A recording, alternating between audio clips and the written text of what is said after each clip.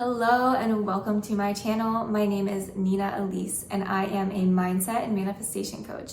And I help people like you move through transitions in their lives and learn how to regulate their emotions so that you can create your dream life. So in today's video, I'm going to talk about something very, very important that so many people struggle with.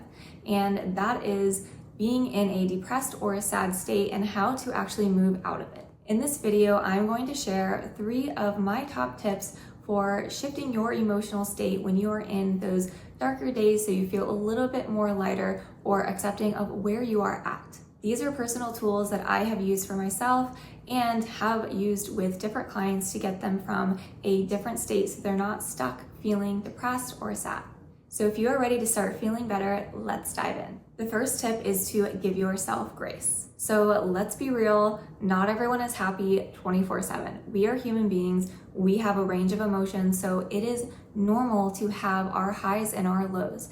And so if you are feeling hard on yourself and saying, why am I so depressed or sad all the time? It doesn't necessarily mean that there is something wrong with you. It means that you are human and you have emotions. And so this requires giving ourselves lots of grace, because when we are resisting our current emotions, we are actually creating resistance to them. And when you create resistance to something, it actually holds things in place and keeps you in that place of feeling stuck. So first and foremost, by giving ourselves grace, we are accepting where we are at and saying, I'm going to stop resisting this. This is not something that is going to hurt me. It is just an emotion, and it can be temporary if I allow myself to just surrender to this in this moment so I don't have to be afraid of it.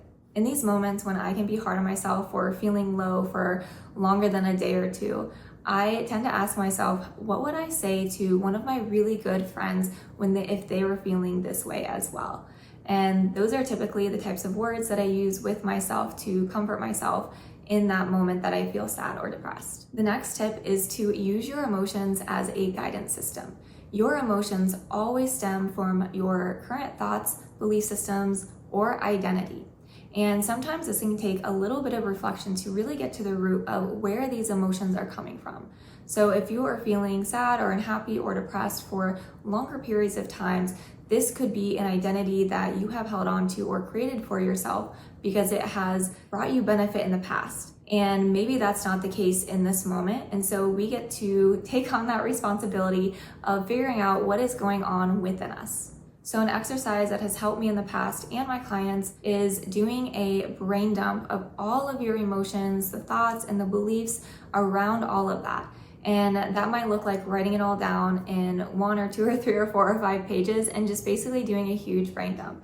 Because first of all, to have it all stuck inside of us all the time is going to be very, very heavy. It's going to feel like a burden. So even just the act of getting it out on paper so it's not all stuck in your head is going to provide such huge relief for you. So after you write all of those down, you can review everything that you have written down. And you can start to ask yourself questions like, where did this thought or belief system come from? Who taught me this? How is this thought or belief serving me? Has it served me in the past? And is it currently serving me in this moment now? How am I benefiting from it in this moment? I'm going to share a story about how I was able to get myself out of reoccurring emotion and thought pattern and belief system. So I became aware of feeling very sorry for myself about something that was going on. And I wrote everything down and I said, how is this serving me?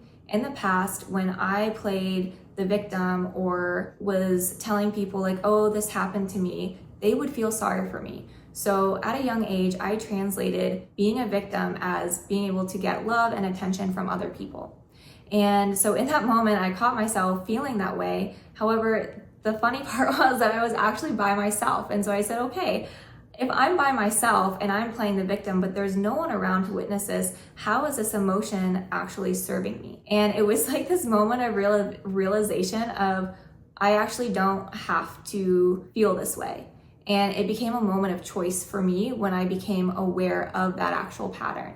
So being able to call yourself out on these different things and be brutally honest with yourself is going to create such a difference for being able to move past states that you feel stuck in. And for anyone who is interested in learning a little bit more and going a little bit deeper into this, I highly recommend the book Psycho-Cybernetics, because it teaches you the ins and outs of how our brains actually work and how we create these identities and emotions, and I recommend it for diving a little bit deeper into asking questions like this. Another tip to help shift your state when you are feeling low is EFT tapping. So EFT tapping is called the emotional freedom technique.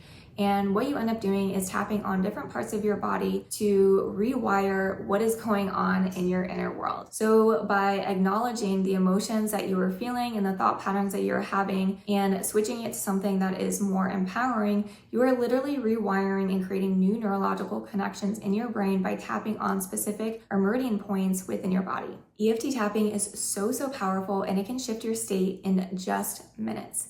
If you are interested in getting into EFT tapping, there are so many free resources online. I also sell a bundle of 7 different EFT tapping videos on my website, and I will put the link below if you have any interest in that. EFT tapping is super simple. All you are doing is acknowledging the emotion or the thought and giving it space to be seen and acknowledged and accepted. This helps release resistance that you have to that state or those thought patterns. And from that moment on, you can start to program in something that is new, empowering, that you do want to think and feel. And the last bonus tip that I have for you is connecting with others. So I don't know about you, but sometimes I tend to isolate myself when I'm in lower states. And that can only further perpetuate this downward spiral of being stuck in my head and my emotions. And so something as simple as either reaching out to somebody and telling them, hey, I'm feeling really down, and communicating to them what you need, whether it's a kind word or support in working through your thoughts, or maybe it's meeting someone for a coffee or going off on a new adventure because you just need to change things up a little bit. We are human beings, and we deeply desire connection and touch with other people. So it could literally be just going and getting a hug from somebody, or going out to a cafe and just being around people and not actually talking to them. It could be going to a store and walking around and just being around other human beings. Human beings are wired for connection. So this is just your reminder that even the smallest interaction can be so helpful and so healing for you. I hope these tips gave you more inspiration and encouragement to navigate those tough moments. Remember to give yourself so much grace and so much compassion. You don't have to stay stuck in that sadness or that depression. We are sovereign beings who are in control of our thoughts and our emotions. And when we learn that they are a choice and we have these different tools to help us shift out of different states, then we can actually move out of that into something that is more empowering and more uplifting. If you want to go a little bit deeper, I am here to support you. My Glow Up course is the perfect place to start if you're looking to shift your identity and to create your dream life.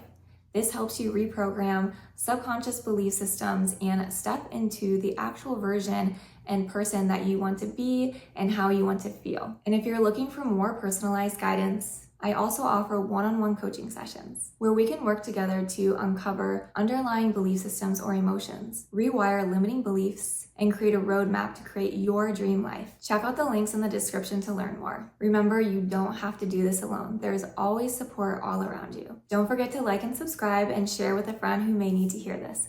I will see you all in the next video.